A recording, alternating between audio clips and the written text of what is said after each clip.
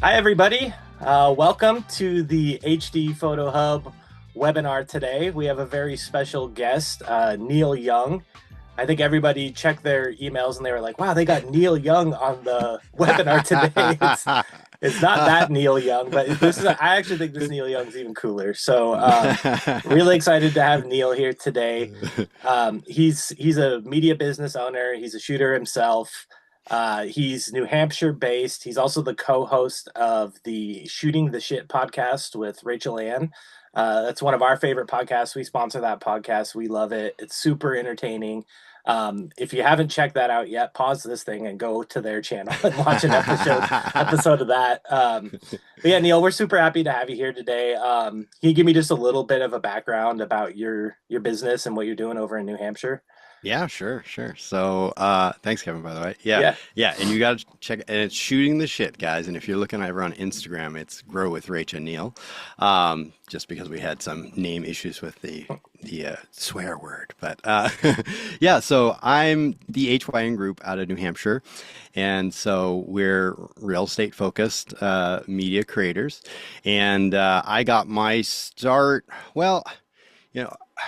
I got my start in really in the middle of COVID, like a lot of people did. I was actually focused on video production. I thought that was going to be where I was going. I was working with some little local marketing agencies and doing some video production. And it was a lot of like at school stuff or at healthcare facilities and stuff like that, where I was filming these videos for them. And come COVID and the shutdown and all that went away. It was like there's no way you were getting in any kind of facility like that. So I had been dabbling in real estate, and it just, as soon as they gave the okay that real estate was okay and they could go do it, I just kind of blew up and I followed the path of least resistance essentially, and I was like, hey, what the heck? This is a good gig. I guess I'll do this, and it's just grown from there. We're not like a huge team or anything like that. Right now, it's me and one other shooter and my wife, and we're trying to get a couple more shooters as we are growing, but that's a challenge. Yeah. But yeah, Yeah, that's the basic story. that's super interesting. We talked to a lot of business owners that got started during COVID, and I know HD Photo Hub did really well during COVID. It's just interesting to me because I think when that thing first started, it felt like, kind of a doom and gloom for the Hmm. industry. And it's Yeah, weird how it was actually kind of a resurgence for everybody. So that's interesting. That's cool to know, yeah. that it was beneficial to you too. I know it wasn't beneficial to everybody, but our No, industry it really sort wasn't. of did good on that. So that's crazy. Yeah. It got me out of waiting tables. So that I had been Nice. waiting tables for over 20 years and dabbling with photography stuff along the way, and that was the final. That kind of just blew up enough that I could finally say shortly after that, I think I'm full time in this, and it just kept growing. So Yeah. yeah. Had you picked up a video camera before that? Hmm. Yeah. Okay. Yeah. So what kind of video stuff did you do before you got into real estate? Well, I actually started doing stuff originally for my restaurant that I worked at. Hmm. One day I just told them, hey, I do photography and I do video stuff. If you guys ever, want to try it out, eventually you'd like pay me something to do it. And Yeah. so I started doing some photos of their food as a high-end steak joint that I worked at.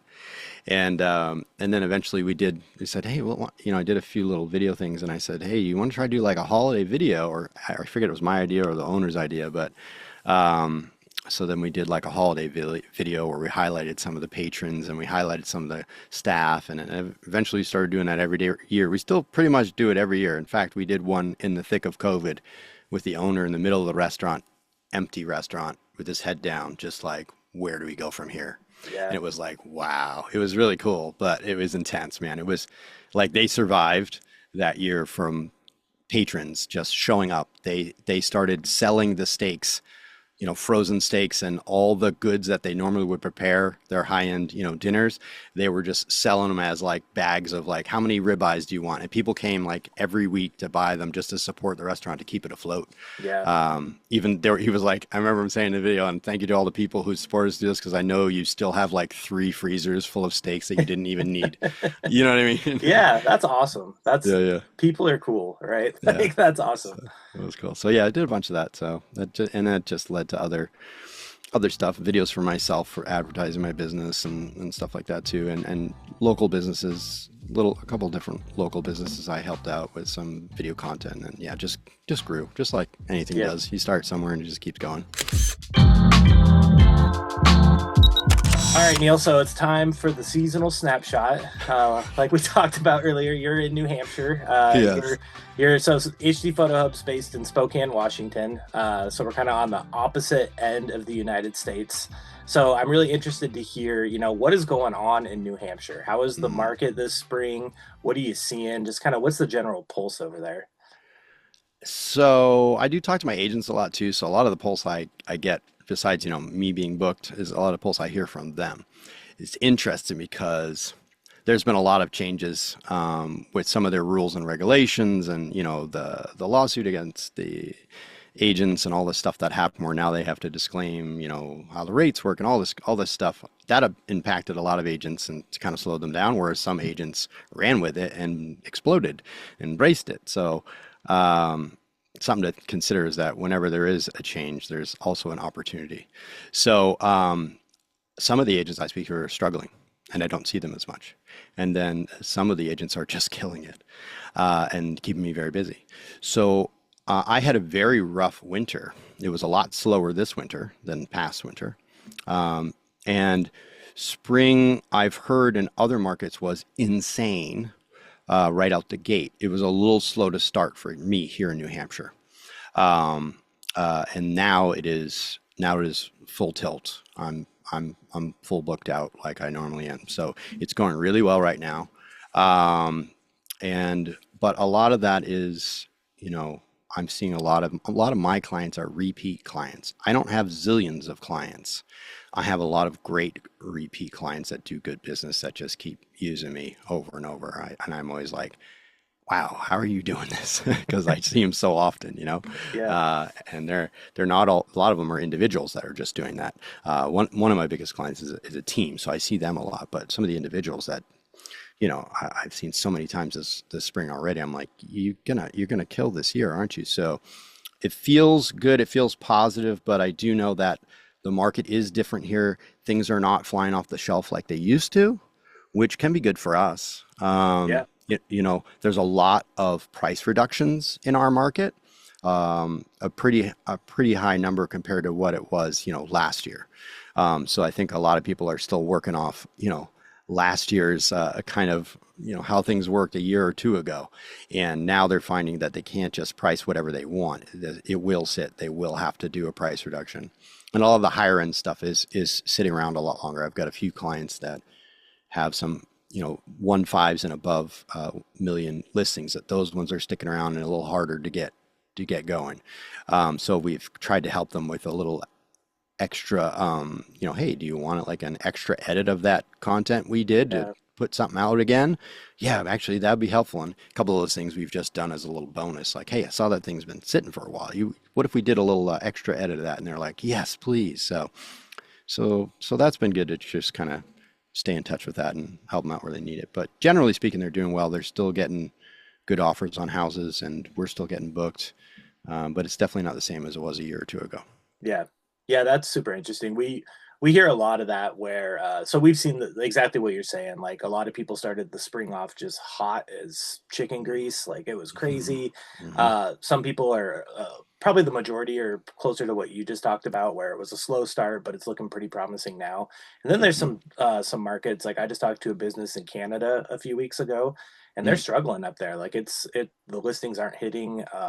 They're sitting on the market a long time, and they're having a tough Yeah. time getting Yeah. that turnover. So, and there's a sweet spot, right, where the Yeah. listing sits just long enough that you can upsell a couple things, they can get that thing sold and win a new listing for you to go shoot. So, sounds like Yeah. you're gravitating towards that area. So that's Yeah. Yeah. And I mean, yeah, it's good for us because they start to value us again, because they really started to say, I don't really need the photos. It's going to sell, but let's just do them anyway. Like they started to say stuff like that. It yeah, was yeah, like, it's wild. it's like, Getting a little geez. greedy. Yeah. And they're like, video, I don't think I need it. We'll just, one photo, it'll sell tomorrow, like kind of stuff. So, and I Yeah, think some of them, I think there's a weeding out of some agents too who came into it in that market where they just thought this is the easiest job in the world. And then the people who had the skills and kept at the skills throughout the whole time are the ones that hit the ground running still. Whereas the other ones were like, wait, there's not just people aren't just throwing money at me. What's happening? Yeah. You know? Yeah. So are your regular clients, are they ordering about the same things they would have last year? Or are you noticing any shifts or changes in the products that they're ordering? Well, it's hard for me to compare directly because I've changed a lot actually. Okay. Um, so I never used to have packages. And this Oh, year's the first year I had added packages. yeah. So that's like impossible for me to really compare, apples to apples. And I also added some new offerings when I thought out those packages. So a big thing that for my business that my goal is to really help elevate agents and help them be successful is kind of just our core thing. Like I just want them to excel and thrive. And if they do, obviously, so do I.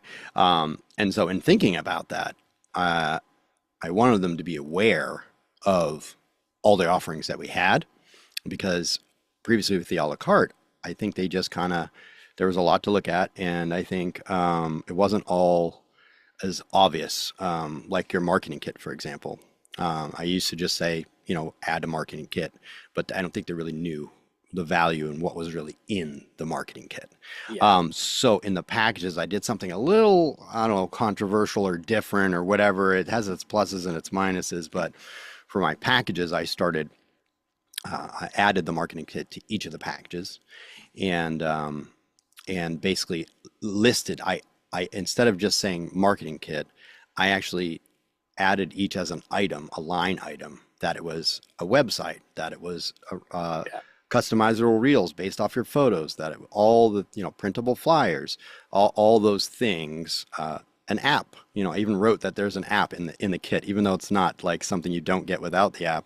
I mean, the marketing kit. It's I want them to know that they had all those things, Yeah. and so yeah. So a lot of people are purchasing the marketing kits now who didn't used to because they didn't used to be available. So it's so hard to Yeah. say. And there's a lot of things in there that you're just getting by default that maybe they didn't order before. So it's hard to compare those. But Yeah, well, that's um, smart to break the marketing kit out like that and market the marketing kit a little differently. Because that's something I always struggle with too. Like we like the name marketing kit, but I don't know if agents wake up in the morning and they're like, you know what I need today is a marketing kit. exactly. Yeah, Yeah. but they do need property sites and they do need flyers and they do Right. need reels. So that's really cool. So Yeah, they do need extra content. They all have been hit so hard over the head that they know they're supposed to be posting on social media, but they don't necessarily know when they hear marketing kit that, oh, there's like reels that are created off the photos and I just can like download it and I'm done and like I have an extra post and I could go to a listing appointment and say I do like 5 posts in the first week and it's all just from the marketing kit and they really don't have to work hard at it at all, you yeah, know?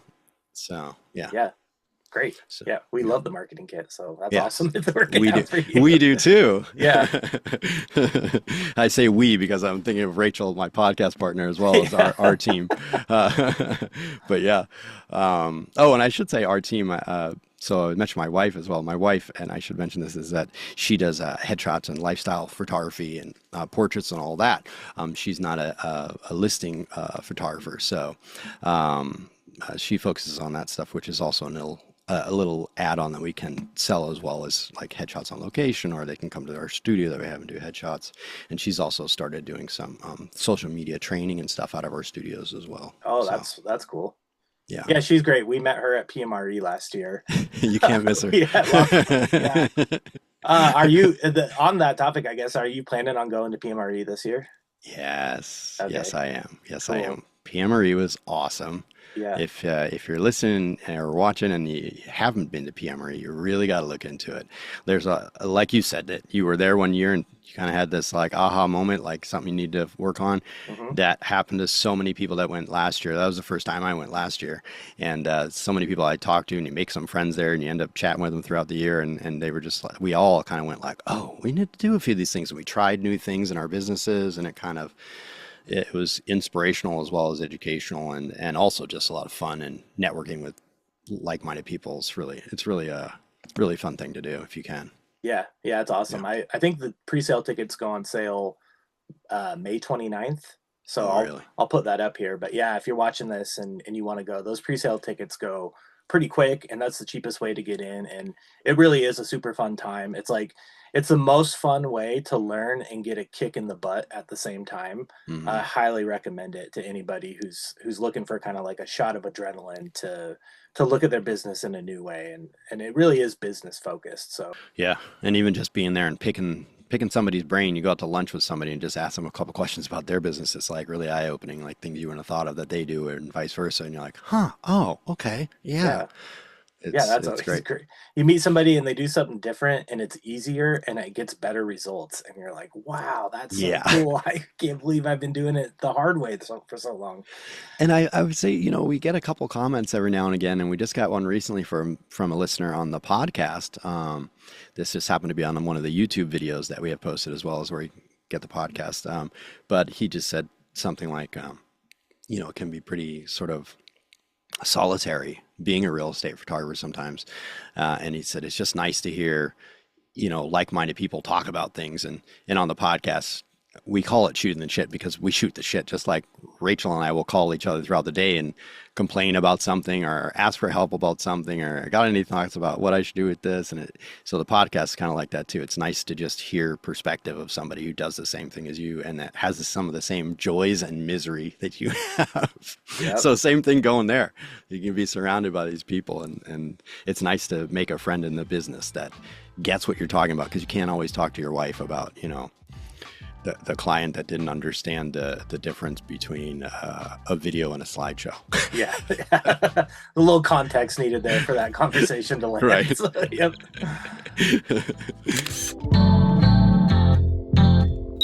All right, Neil. So now it's time to dive into the gear talk portion of the webinar. Ooh, look out. Yeah, this is something I'm pretty excited about. So I know sometimes I feel like it's taboo to talk about the gear. I get a lot of feedback that people are like, it's not about the gear. The gear doesn't make the photographer. We got to talk about all the business practices.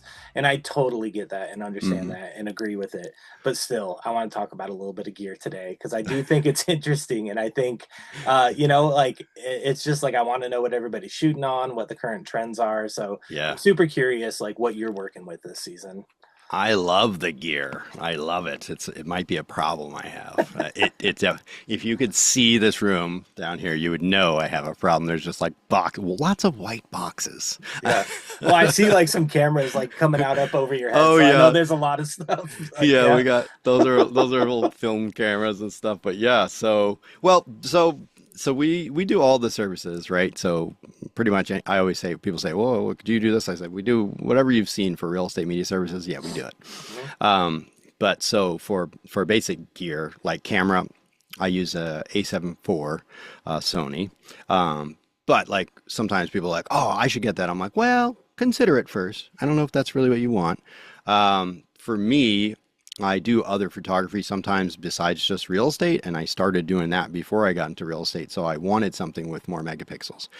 If it weren't for that, I wouldn't say get an A7 IV for real estate, especially if you're going to do video. So Mhm. it is great. It does a good job, but there's some trade-offs with the A7 IV, and some of that is a little bit of problems trying to record in 4K with overheating, as well as it will crop in 4K. So if you're trying to do real estate wide, you're going to lose a little bit of that wide in 4K. So I don't shoot in 4K when I do my listing videos, so it doesn't really bother me. But there are times where I wished I could record in 4K just so I could punch in a little bit Yeah. extra if I wanted to. So that's for me the only time. But I find that HD works great for what I deliver for my clients. I've never had anybody say, "Wait, is that 4K? It doesn't look Yeah. like 4K." Um, but those are the downsides to that camera. But because if you did like one of their S cameras, one of their more video focused ones, you'd only have like 12 megapixels, but that's still totally fine for what we do for real estate stuff. Yeah. But I like the 24 megapixel if I ever do, some other work for, something that needs to be printed big or something. But, Yeah. you could always have two cameras. That would solve that Yeah. problem. Yeah. I see that all the time. If you want to get Yeah. two cameras, you have permission, Neil. Go get another Yes, camera. I do. Well, I do Yeah. have two, but my other one is still, I try to make money with my gear and not Yeah. spend it all. And so my backup is an A7 III. So, Oh, okay. it works, and it worked for years, and now it's the backup. There's a few features that I love on the A7 IV. Um, but yeah, if I were to get another camera, it would probably be the video focused one as well. Yeah. Yeah. So when you're shooting And video, what frame rate are you shooting at? so honestly, most of the time for real estate, I leave it at 60 frames a second. I know that Yeah. a lot of people get fancy and well, the talking heads, I switch to 24 frames, and then the moving, I switch to 60 or 120. I used to shoot 120 actually till fairly recently, when I actually saw quite a difference in quality because I don't shoot S-Log either, or any kind of log, I should say. Sorry. I shoot like cine mode that you can do, so it kind of flattens the colors a little bit. It looks a little Yeah. nicer. And I shoot uh, 1022, which or 422, sorry, 10-bit 422. So the 10-bit 422 codec, and that cine combination, I've seen a lot better quality in the final product, especially in scenarios where there's like, you know, really bright brights or really strange colors transitioning to another color because there's like a warm, if you leave your light fixtures on like I usually do for my videos, you might have that warm light fixture and then the daylight coming in, and there's just more colors, which allows that transition to be more gradual, more natural and less artificial looking. It just looks better. I don't know how to explain it, but as soon as I switched to that, there was less times I went, oh, why does that look kind of crappy? Yeah. So yeah, so if you're not shooting log, you might do the you might still do the 10-bit, but I don't think in my camera, I could be wrong, but I'm pretty sure I can't do the 120 frames in that format for whatever setting I was doing. I could be wrong, but so now I just switched to 60 frames. I don't get quite as slow of a slowdown as I used to when I did 120 all the time. Um, you know, some of us professionals would see the difference between me shooting 120 and 60 and 24 frames at different sections of the video, but for the real estate stuff that I'm doing, no one's ever said, "Why aren't you switching to 24 frames?" Yeah. So I do that because just my own brain. If I switch to 24 frames, then I'll go shoot the house in 24 frames and then realize, oh, Jude, you shot that all in 24 Yeah. frames. That's the worst. Yeah. Yeah. And So then I just, the motion looks all choppy and yeah, it's like, oh it's no, no it's not good. even usable. Yep. That people will notice. Yep. Yeah. So 60 frames, and I do the talking head stuff. 60 frames works good for me. Cool. Yeah. And I'm usually honestly on my lens. My lens is a Sony 16 to 35, the f4, just because it was way more affordable than the 2.8, and it works well with me. The Sony does pretty good in low light, so I'm usually shooting f4, f4.5 or f5, and a lot of times I'm just pushing the ISO when I need to, and I just keep the frames locked at 125th, or, 120, whatever it is. Double it, and I'm good. But yeah, Yeah. I went in, I checked out some of your stuff. It looks great. So it's working. Like Oh, thanks. you got it dialed in. So good job on Thanks, brother. that. Yeah. What Yeah. about, So, are you doing any drone stuff? oh yeah, yeah. Okay. That is. I love the drones, man. The drones are Yeah. amazing. Yeah. It's That's so that's some fun. of the best tech there is. Is the drones are just insane. How good the quality is the drone, and you don't even really have to think about it. Like the DJI drone that I use an Air 2S now, and I used to use a Pro 2. And when I got the Air 2, the original Air 2, I thought it was going to be my backup, and I thought there would be a big quality loss difference. And when I put them up and compared them side by side, just to see how cool my Pro 2 was, I was like, oh shit, did I just get confused which photo was which? Oh crap. And it was just ease of use was better, and Yeah. the size was better, and just little things that they did. I didn't have to turn around in a circle to calibrate anymore. Like that was enough for me to never use the Pro 2 again. If you ever had to do the old calibration dance where you had to walk in a circle or like rotate it in a circle to get it calibrated, I have not done that since I switched to an Air 2 or an Air 2S. So little things like that, and yeah, they're just so easy to use, and the video footage always looks good. And I honestly just shoot in the auto modes in that thing. Yeah. It's great. Yeah. It's so I don't cool. worry about it. Yeah. Drone stuff is like, it just blows my mind. So like I grew up, shooting on a video camera, just making like home movies and stuff, like Hmm. VHS-C camcorder stuff. So just the fact that you can just grab a drone and just capture such dynamic footage nowadays, like it feels like it still blows my mind. I'm like, how is this legal that I'm just flying this thing around and Yeah, just this is awesome. So it is cool. yeah, I love to Yeah, see all the real estate. I really think has taken the best advantage of the drone technology. So it's yeah. cool. No, Yeah. it's very cool. I do wonder how long we're going to be able to do it though. Yeah, it I does seem like they're starting to crack down. So Yeah, and yeah. I just think about like I think about terrible things. Yeah.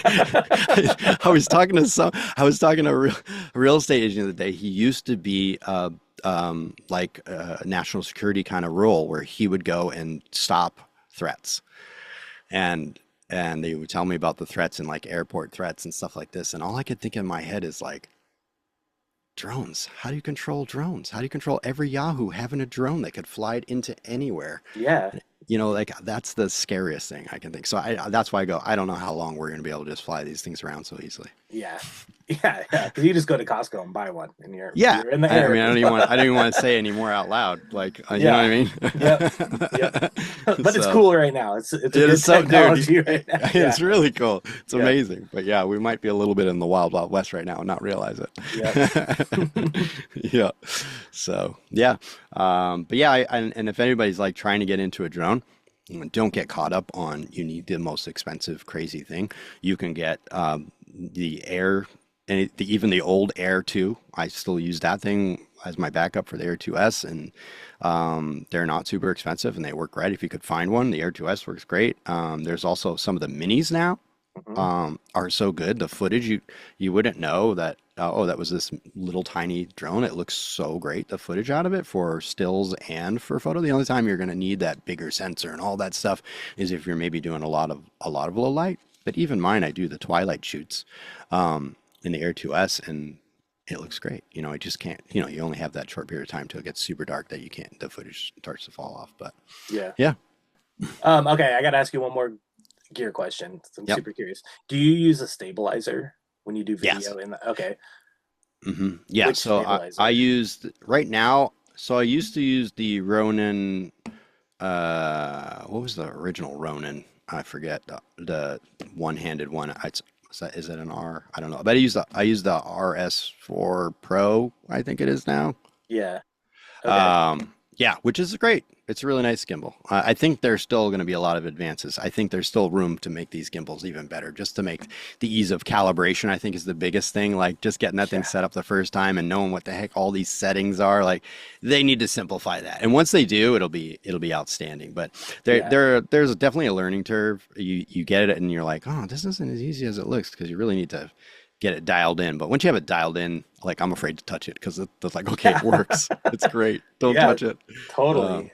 yeah, but Do you that thing remember works great. those early stabilizers that Oh they yeah. weren't mechanical and you just had to put like the weights on them and Oh, like dude. First one I ever did, like when I was in Los Angeles. I used to be a aspiring actor out in Los Angeles, and we were trying okay. to do. I guess that's some of the first times we did video. Now that I think of it, we were doing our own content, trying to do silly sketches and stuff like that.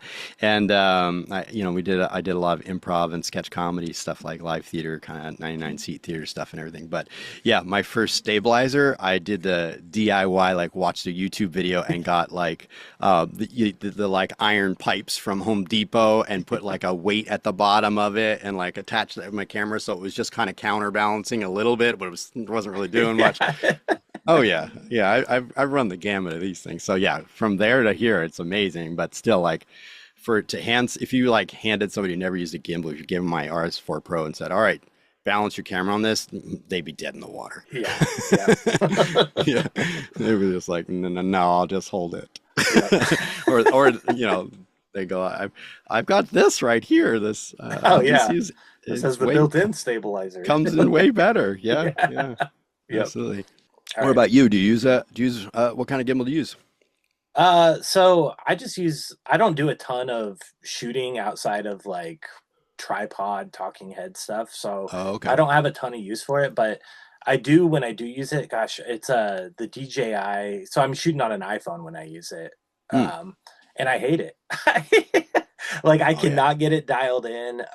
So I typically just try to find a way to get the shot without moving. Or what I'll do is if it's a shoot with I use the mini drone and I'll take that into the house. I won't fly it, but I'll just hold it and walk with it. And the stabilizer on that is really It's good. So so good. Yes, yeah. I've done that before with my drone. Like I was like out in the woods and there was a stone wall and branches. I'm like, I'm not chancing flying through that hole, but I was like, because it's not an FPV then maybe, but so I Yeah. just held it and went wee, and it looked great, you know. Yeah. Yeah. Yeah, Nobody what knew. yeah, it's so much You're better so than good with flying your drone. I yeah, you know. went right through that thing. I'm really good. Oh, Yeah. that's awesome. Yeah, whenever I put the phone on a stabilizer and go through the house, I don't know what I'm doing. I just can't get it balanced right. So then when I go back and look at it, it's like a Hitchcock movie, like everything's at a tilt. And Yeah, then I'm spending all this time in post trying to fix it because yeah. I'm wide too, so that all the shots are morphed and it's just like, what am I doing? And that's why you pay a professional to do it, like you or somebody else out there, because Yeah. yeah. Well, I wanted to say too that, you know, probably it is one actually one of the new services that we do is we do use this new piece of gear called the I believe it's an Epihone 15 PRO, is it? Okay.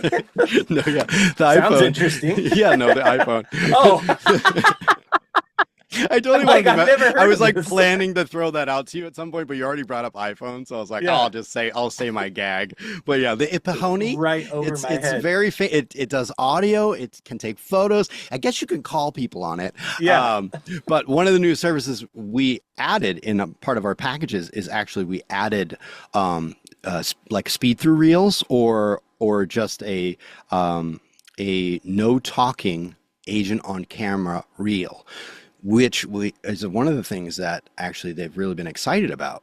Um, is they don't have to talk on camera. They'll be on camera. They'll just kind of like wave, like, "Hey, come check out the listing," Oh, and they'll okay. appear kind of lifestyle like in a few shots, or they'll do a single walkthrough. As we walk through, they appear in a couple spots, and we shoot that. Me and my other shooter Zach currently, we shoot that straight on our cell phone, which I know a lot of people are probably nervous about, you know, doing some video content on your cell phone. I'll tell you, for these reels, they don't care. Yeah. We shoot in a gimbal. You know, we get some practice on the gimbal and figure out, and we do have to figure out balancing it because it can be a pain in the neck to get it right. But there's a couple tricks to help with that. Yeah, so we do it a lot of times now. We're doing the single walkthrough, which I've started to really like. Only just started doing this recently, but the single walkthrough, even just a lot of times we get done in one take. We just plan it out, tell them where they're going to come around, and since we're not using the audio for it, which also simplifies things, I can just talk to them the whole time, like, "Hey, I'm coming around the bend. Start walking," and then they go walk and fluff a pillow, and then I go by, you know, that kind of stuff, and we do it all in one take, all through the house, and then Yeah. we just speed ramp it. Our editor just speed ramp it, and they're actually really loving it because it's like a low stress video for them. A lot of them are very stressed out to be on camera that day and to Yeah. have to say something and not sound like an idiot.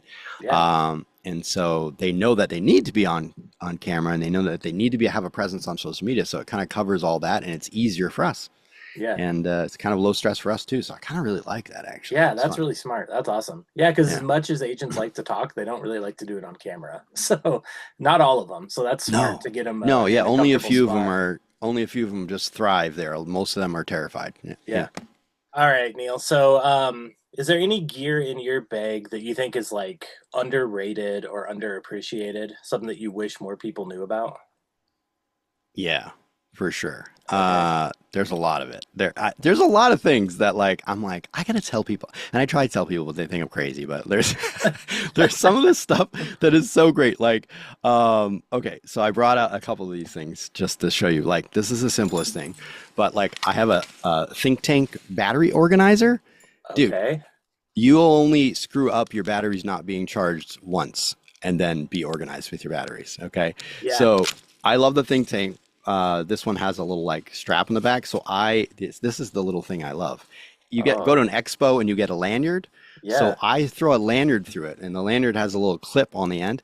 I clip this in my bag, and I love the bright ones because a lot of our gear is all black. When you go in your bag or you go in your case and you're trying to find something, it's impossible. And you're at like some event and you can't find your batteries, or same thing on my SD cards, you can't find it. I have that on both of those. I just grab that lanyard and fish it out of my bag, you know? Yeah. So I love that. And also they don't roll out my bag and I don't realize it fell on the floor or something like that. But then the Yeah. other thing I love about both the SD cards and the batteries is I put my batteries in a certain way.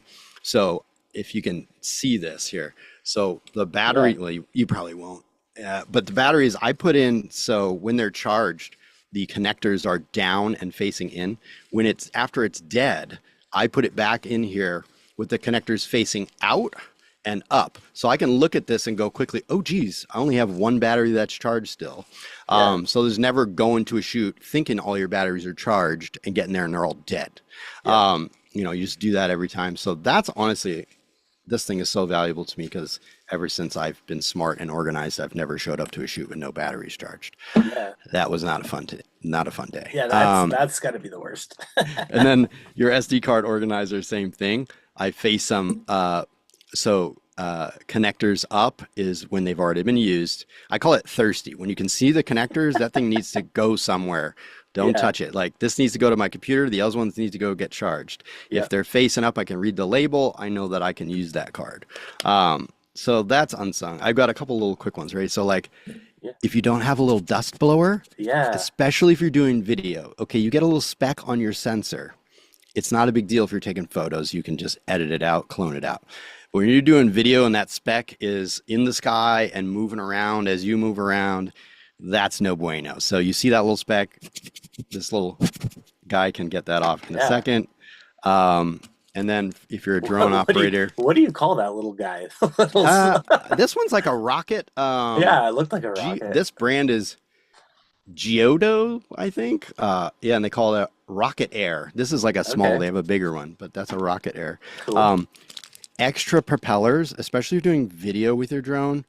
I do unwise things trying to get branches in the foreground as I move and stuff. Yeah. And so the biggest danger you're going to have is probably when you start doing video with your drone because you're going to add movement to what you're doing. And you're so focused on like, oh, does that look pretty as I move? And you don't realize how close you're getting to that branch. Yeah. So you're probably going to want some extra propellers when you learn those lessons the hard way, like I like to do. And that you might want a backup drone at some point Yeah. when your drone looks like this one. Oh, I thought that was the backup. I'm like, oh. Well, yeah, it'll be fine. It'll be fine. It's still good for a flight. Yeah. Yeah. No, that one's done. But I wanted to say too, this is a new thing. I want to say a new piece of gear that I'm just trying out. So I used the DJI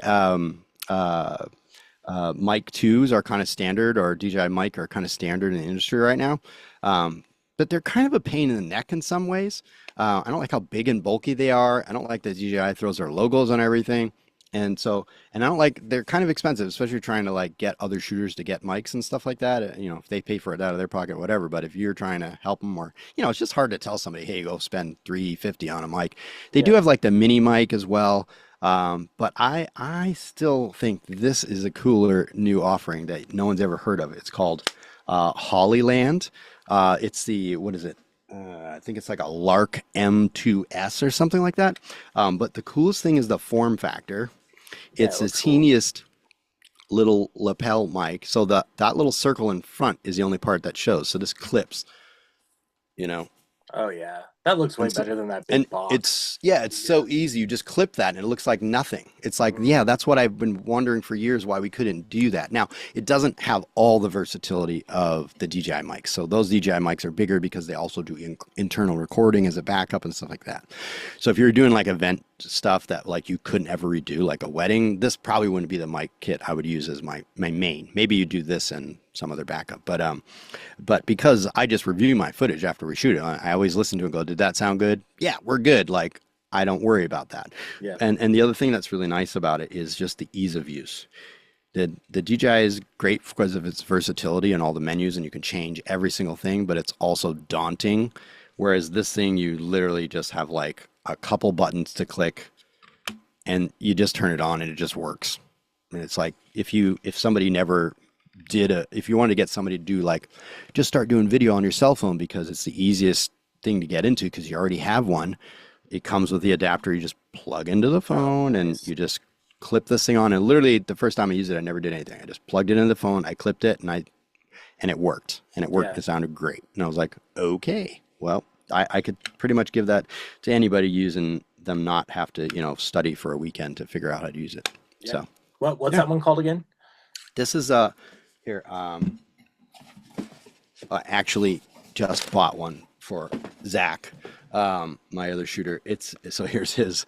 It's a Lark M2S. Oh, and it's $150, and it comes with a connector for a DSLR and a connector for a phone, so you can use it on either. I think they also have Oh, other kits that are just a little cheaper, even that are just for a cell phone, like for like $100. okay. So anyway, this one's the more versatile of the two. So it doesn't have all the bells and whistles, but for real estate, I think is a great match. Yeah. Yeah. Oh, and that was the other thing I wanted to say. If ever you have to do something crazy with your agent where they can't be mic'd, but you want good audio, some kind of on-camera little mic. I don't use this one anymore, but there's a Rode, I think it's called like a Go, that's a smaller one that I actually, Zach has right now because he's been using that because he didn't have a lapel mic yet. But those are great when you got somebody who's going to like jump in a pool after they say their line. Oh, yeah. You can't have that lapel mic. All right. Thanks. Thank you, Neal. This has been super fun. Want to start wrapping up our conversation today. And I Yeah. really we've done a lot of talking about what's going on this season, talking about the gear. Now I kind of want to look forward and see, what do you see happening in the next few months in your business? So is there anything you're excited about? Any developments that you see on the horizon? Just kind of what's Neal thinking about going into the end of the busy season? Well, I think the most exciting thing in the industry is probably video. The agents finally really get that they need to do it.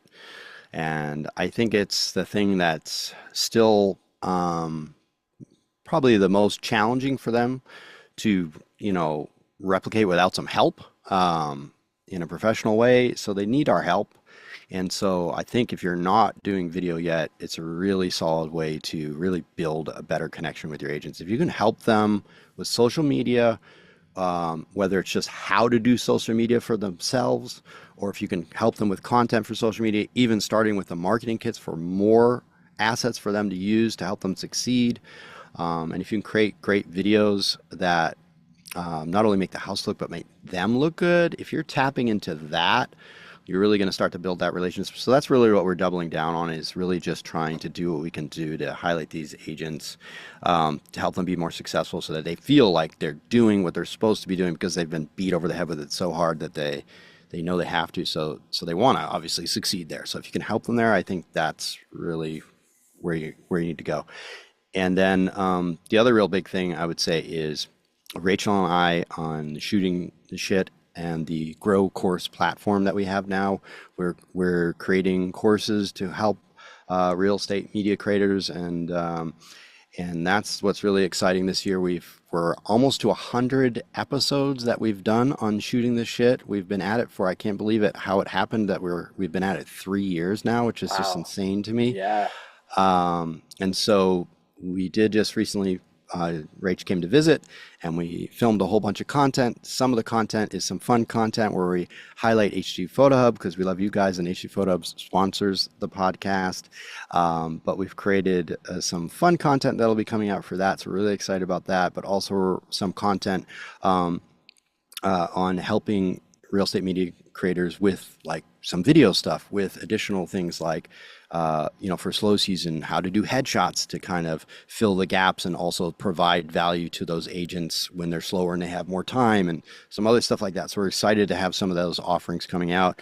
You want to check out Grow with Rach and Neal. You see some of those courses, and there's more to come. And so I think video's huge, and just doubling down on the really building a relationship with your agents is where it's at. Yeah. Awesome. All Yeah. right. So, What about you, Kevin? honestly, like I am just completely focused on the PMRE conference towards the end Yeah, of the I'm summer. excited Like, about that too. yeah, because we sponsor that conference, and there's a lot that goes into getting ready for that. We got to make some video commercials. I do have our title belt on display right behind me. We won best commercial last year, so Yes. yeah, we have to defend that thing. So there's a lot of pressure on making some good content for that I conference. love So it. I that's where love we'll it. be at. HD Photo Hub is hard at work on some things behind the scenes. We've had a couple updates come out recently. I think we did some updates to the site activation page. It's now called Site Delivery. There's some buttons in there that I think make a little more sense to click. I think probably the coolest update we've recently done was the do you use the video teasers in the marketing kit? You know, we have Hmm. the reels and then we have the teasers, which are a Yeah, little there. bit longer. Yep. I Yeah, like the faster version of the teaser. Yep. yeah. So those were built in our legacy platform for a long time, and we Mm. just recently made an update, so those are built like our reels are. So they're built Oh, on nice. demand, and you can use the WYSIWYG editor on them. So that should Oh, okay. hopefully that's helpful to a lot of businesses. They should generate faster, and they're just more customizable now. So you can. A lot of people were like, "We want the Ken Burns transition," because that slideshow didn't have it. Now you can have the Ken Burns, you can have cross dissolves, you can control the timing. So should be a lot better for Oh, people. cool. Yeah. I hadn't realized that actually, so I'll have to check that out. That's cool. Is Yeah. that what changed? Because I know like something changed where they used to populate the slideshows. They were essentially like the teasers are like a slideshow of the stills, right? Yep. Those used to populate right away. Now something changed where you had to do something first or something. I forget. I remember. Um, yeah, you have to go in. I think you have to go in and click download now, and then it will start Then doing it's it. Yep. processes. So it doesn't just automatically create one. You got to actually go and make, because maybe you're going to change something first before you download it. Is that the case? Yep. Yep. Yep. Gotcha. Hmm. Gotcha. Cool. Yeah. That's exciting. Yeah. I Yeah. can't wait to see you guys' commercials again at PM Area District. So Yeah, me too. I'm getting nervous. yeah, now you got a big bar. You gotta Yeah. get that belt again. Let's do Yeah. it. Yeah. I Let's love try. it. Might have to Cool. call in, get a little tag team from you and Rachel, get a little help on that. We'll see. Oh, yes, dude. We Yeah. are down. I All love right. it. Awesome. Cool. Cool. All All right. right. Well, wrapping up, I just want to make sure you get any plugs in that you want to get Oh, in. sure. Yeah. Where can Yeah. people find you if they want to learn more? Yeah. Probably where I really want you to check out is you can find us on YouTube. We are still shooting the shit on YouTube, and then are we? I don't even know anymore. I think you are. I know. I do. Sometimes I feel that Google pressure though, where they're like, "Yeah, that's a God. bad word." Oh yeah, I know. Yeah. And it's like, just know it may change there as well. Right now we're Grow with Rach and Neal on Instagram. If you want to find my company, you could also check out the HYN Group. We're on Instagram, or our website is thehyngroup.com as well. But yeah. I hope that will all check out the podcast or us on YouTube either way. And you could also check out growwithrachandneal.com for the course stuff. Yeah. Awesome. Yeah, we'll throw those links in the description of the video too. So you Cool. can just click them and go like and subscribe to that channel. That'd be awesome. Love it. Thank Cool. you so much. Yeah, thanks, Cool. Neal. Have a Thanks, good day. Kevin. Yep. It's been fun, man. Appreciate Cool. it. Awesome.